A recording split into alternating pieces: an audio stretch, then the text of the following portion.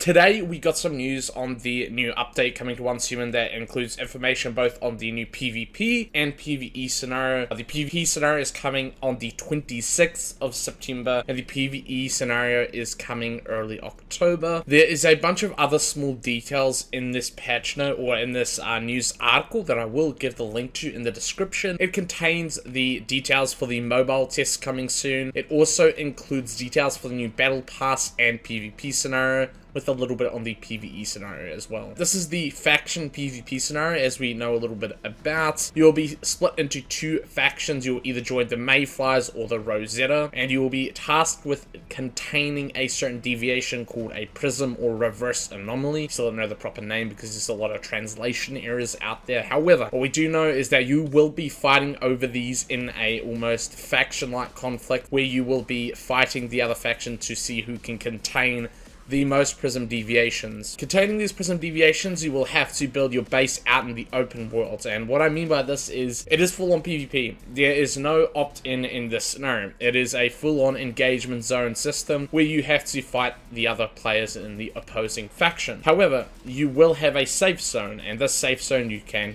recollect or build a safe zone base, which will be limited and have its limitations, and the good resources and rare resources will only be outside of the safe zone. So if you want to get good resources and participate in deviation attainments or the faction conflicts, you will have to build your camp or base, outside of the engagement zone. Inside your faction, you will be in a hive, and your hive will be what is your contributing factor to getting your rewards, such as Starcrom and things like that. There's also a unique faction skin you'll also get the opportunity to earn. Whether you join the Mayfly or Rosetta, you will have a specific style. The Rosetta style is definitely the best looking one, so there might be a little bit of a bias and it might be a little bit of an overpopulation on the Rosetta side of things. However, the way the system works is very even, I would say. Looking at the way it works is the whole sort of resource structure of the game, from which we knew from the Mana Bus and Evolution School, has been completely changed, because the Rosetta will start in a safe zone in Red Sands region, I think, in Blackheart or Blackfell, and the Mayfly faction will start in a safe zone around Deadsville and Wise Market. So I'm assuming they have completely reworked the way materials work. If you start in a high tier zone, that wouldn't make sense. It's also fast tracked. We know that from the subtext on banner when you sign up for the season. So there's a fast tracked faction conflict scenario with full loot PvP that looks pretty engaging. I'm not gonna lie, this actually should have been what the game launched with for our PvP players. So yeah, I'm looking forward to this. There's also gonna be new, obviously, faction PvP events, so that should be great. And then we also have a little bit of news on the PvE scenario, which is the Way of Winter. So all we kind of know is that we're getting introduced to a new faction. So on the island of Nalcott, there's actually some factions we haven't heard of or come across yet, but are referenced in the lore on the wiki and things like that. And this is like the Feudarchy, another few factions in there. This one is called Yukoku. I don't know if that's correct because there's a lot of translation errors on this source document. It's translating from Japanese to English, but I believe, again, we're getting introduced to one of the new factions, but that could be entirely speculation. Obviously, in the PvE scenario, you're going to the northern area of the map, and you will have to build your base around temperature control. So there is going to be a whole temperature system that you will have to maintain as part of your, I guess, experience, right? It's a survival game at the end of the day, so it should be a lot of fun. You got to heat your house up. Obviously, there's going to be an engaging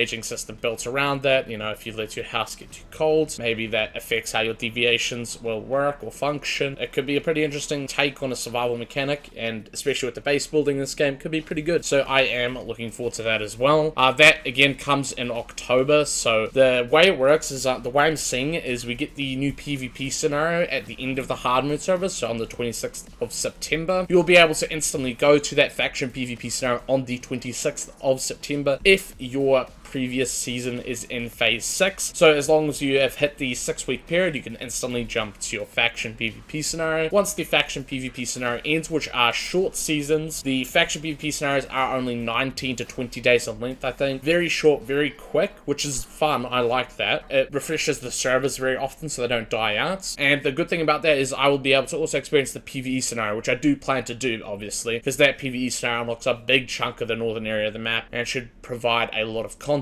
And also this includes DLSS 3.0. which is obviously a nice feature. We also get a look at the new Battle Pass coming on September 12th, along with some new skins. This is a skin I saw a long time ago in an NDA, and it's probably one of my favorite skins. I'm gonna have an image of it up here. It is a phenomenal looking skin, and this is kind of how the skin system works in a lot of games, is you start off with sort of the more mid-tier skins, which is, as we've seen in the store, there aren't like many skins that a lot of people like, but this is called cosmetic creep, and it basically means, oh, I'll suffice, I'll buy the skin now, and they'll progressively release better and better skins. This is how games do it and how they make their money. It's actually very genius. This is again one of my favorite skins that I saw a long time ago in an NDA. It looks freaking phenomenal. It's part of the Battle Pass, so I mean, it's also going to be at a reasonable price. You're going to get a lot of other stuff in there as well, and some furniture, MP7 skin. This is a super cool Battle Pass, and we also get a new Pyro Guide rate they referenced. We don't know the details on that one, but what I will say is that I don't like the Pyro Guide trait system, but yeah. That is pretty much all I have for this video. I do want to start ramping up the content soon, because as we head into the faction PvP scenario, I will be able to start making a lot more content. However, I will see you guys in the next one. Peace.